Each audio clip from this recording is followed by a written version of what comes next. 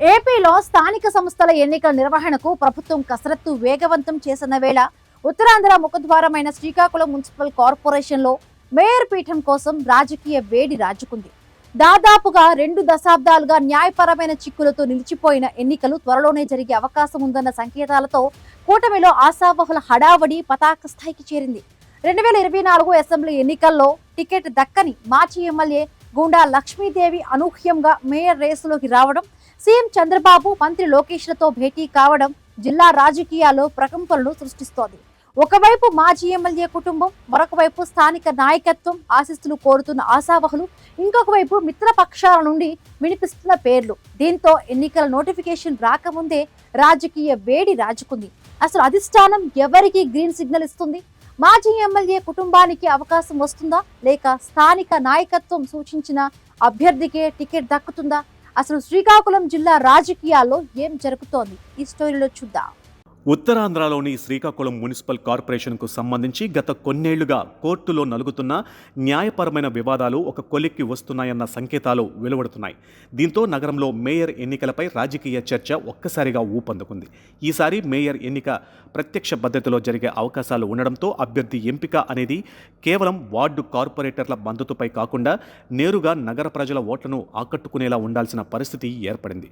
దీంతో అధికార కూటమిలో మేయర్ టికెట్ కోసం తీవ్రమైన పోటీ మొదలైంది. ఇలాంటి తరుణంలో నగర రాజకీయాలలో సుదీర్ఘ చరిత్ర ఉన్న మాజీ ఎమ్మెల్యే గుండా లక్ష్మీదేవి కుటుంబం అనూహ్యంగా మేయర్ రేసులోకి రావడం జిల్లా రాజకీయ సమీకరణాలను ఒక్కసారిగా మార్చేసింది. 2024 అసెంబ్లీ ఎన్నికల్లో టికెట్ దక్కక కొంతకాలంగా సైలెంట్గా ఉన్న గుండా కుటుంబం ఇప్పుడు మేయర్ పీఠంపై గురిపెట్టడం రాజకీయ వర్గాలలో తీవ్ర చర్చనీయాంశంగా మారింది.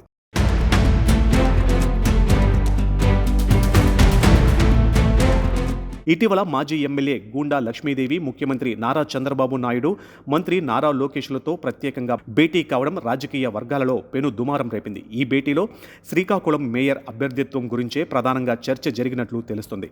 నగరంలో తనకు ఉన్న ప్రజాదరణ, కుటుంబానికి ఉన్న రాజకీయ అనుభవాన్ని దృష్టిలో పెట్టుకుని తనకు లేదా తన కుమారుడికి మేయర్ అభ్యర్థిగా అవకాశం ఇవ్వాలని ఆమె అధిష్టానం వద్ద బలంగా ప్రతిపాదించినట్లు తెలుస్తుంది. గత ఎన్నికల్లో త్యాగం చేసిన తమ కుటుంబానికి న్యాయం చేయాలని గూండా వర్గం కోరుతూ ఉండగా ఈ పరిణామం ఇప్పటి వరకు మేయర్ పదవిపై ఆశలు పెట్టుకున్న టీడీపీలోని స్థానిక ఆశావాహులకు పెద్ద షాకుగా మారింది. శ్రీకాకుళం అసెంబ్లీ నియోజకవర్గంలో కూటమి మేయర్ అభ్యర్థి ఖరారు కావాలంటే స్థానిక నాయకత్వ ఆమోదం అత్యంత కీలకం. స్థానిక ఎమ్మెల్యే గొండు శంకర్, రాష్ట్ర వ్యవసాయ శాఖ మంత్రి కింజారపు అచ్చెన్నాయుడు, కేంద్ర పౌర విమానయాన శాఖ మంత్రి కింజారపు రామ్మోహన్ నాయుడుల అభిప్రాయాలు ఈ ఎంపికలో కీలకంగా మారనున్నాయి.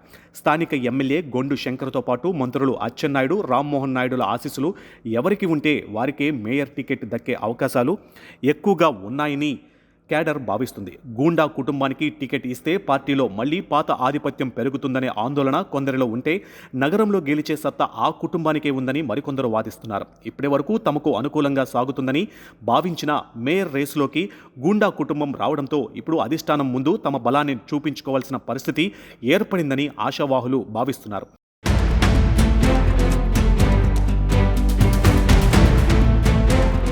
మరోవైపు గూండా కుటుంబానికి టికెట్ ఇస్తే స్థానిక రాజకీయ సమీకరణాలు ఎలా మారతాయి? గూండా కుటుంబం నుంచి లక్ష్మీదేవి పోటీ చేస్తే పరిస్థితి ఏంటి? కుమారుడిని బరిలోకి దింపితే రాజకీయ లెక్కలు ఎలా ఉంటాయన్న దానిపై చర్చ జరుగుతుంది. మేయర్ ఎన్నిక ప్రత్యక్షంగా జరిగితే అభ్యర్థి ఎంపికకు మరింత ప్రాధాన్యత లభిస్తుంది.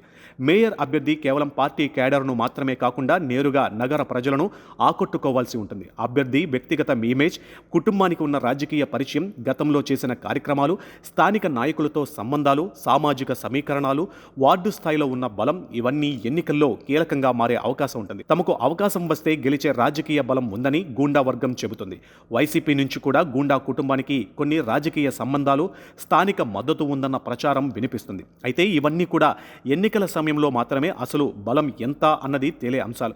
ఇప్పటికైతే ప్రతి వర్గం తమకు అనుకూలంగా లెక్కలు వేసుకుంటుంది. మరోవైపు కూటమిలోని అంతర్గత సమీకరణాలు కూడా ఈ ఎన్నికల్లో ఆసక్తికరంగా మారాయి. ఒకవేళ టీడీపీలోని గ్రూపు రాజకీయాల వల్ల విభేదాలు వస్తే వివాదాలకు తావు లేకుండా ఈ మేయర్ సీటును మిత్రపక్షాలైన జనసేన లేదా బీజేపీకి కేటాయించే వ్యూహం కూడా పరిశీలనలో ఉందన్న గుసగుసలు వినిపిస్తున్నాయి. ఇప్పటికే బీజేపీ జనసేనలోని పలువురు సీనియర్ నాయకులు మేయర్ స్థానంపై ఆసక్తిని కనబరుస్తున్నారు. అటు గూండా కుటుంబం రీఎంట్రీ, ఇటు స్థానిక నాయకత్వం ఆలోచనలు, మరోవైపు మిత్రపక్షాల డిమాండ్ల నడుమ శ్రీకాకుళం మేయర్ అభ్యర్థిత్వం ఇప్పుడు హాట్ టాపిక్గా మారింది.